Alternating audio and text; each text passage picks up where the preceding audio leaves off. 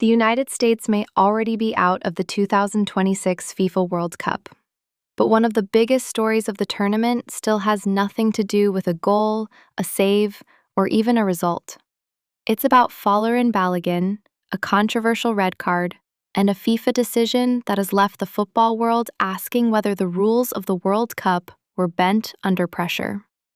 It all started in the United States round of 32 win over Bosnia and Herzegovina. During that match, Balogun was shown a straight red card after stepping on Bosnia defender Tarik Muharrimovic. The challenge looked ugly in replay, and after review, the referee sent him off. Under normal World Cup rules, that should have been the end of it. A straight red card means an automatic one-match suspension, and with the US set to face Belgium in the round of 16, it looked like one of America's most important attackers would be unavailable for one of their biggest matches of the tournament. But then the story took a dramatic turn.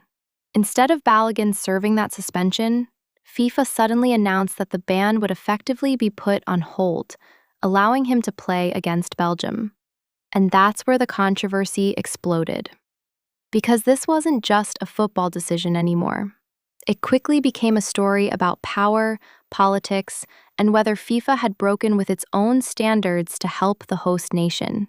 Reports quickly emerged that US President Donald Trump had personally asked FIFA President Gianni Infantino to review Balogun's case. Trump publicly made it clear that he thought the red card was unfair. And shortly after that, FIFA's disciplinary committee suspended the suspension, clearing Balogun to play. Technically, FIFA's argument was that it had not erased the red card itself, but had instead postponed the punishment under its disciplinary rules. But to a lot of people in football, that sounded like a legal workaround rather than a fair sporting decision. And that's why the backlash was immediate. Belgium were furious, because from their perspective, they had prepared for a round of 16 match against a US team that should have been without one of its star forwards. UEFA also came down hard on FIFA, with criticism centering on the idea that an automatic red card suspension should not suddenly become flexible just because the player involved is important, the team involved is the United States, and the political pressure is coming from the president of a host nation. That is the part of this story that has made it so toxic. Fans can accept a bad refereeing decision. Fans can even accept an appeal process. But what they struggle to accept is the feeling that the rules are different depending on who you are. That's really the core of this entire Balogun controversy. Was the original red card harsh? Maybe. There are definitely people who believe it should have been a yellow, not a red. Balogun himself felt the punishment was excessive, and some analysts argue that the contact was awkward rather than malicious. But once a red card is given, the bigger issue becomes consistency.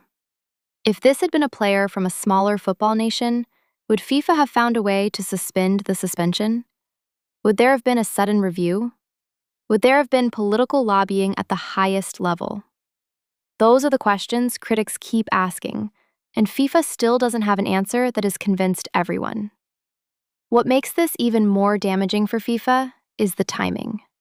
The 2026 World Cup is already one of the most politically sensitive tournaments in recent memory because of the United States' role as co-host, because of the close relationship between Infantino and Trump, and because every major FIFA decision is now being viewed through the lens of influence and optics. So when the President of the United States gets involved in the disciplinary case of an American star player, and then that player is suddenly cleared to play, the perception of favoritism becomes almost impossible to avoid. And then came the final layer of irony.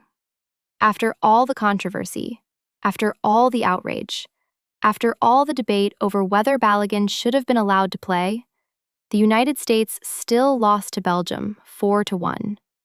So in the end, FIFA didn't just create one of the biggest controversies of the tournament.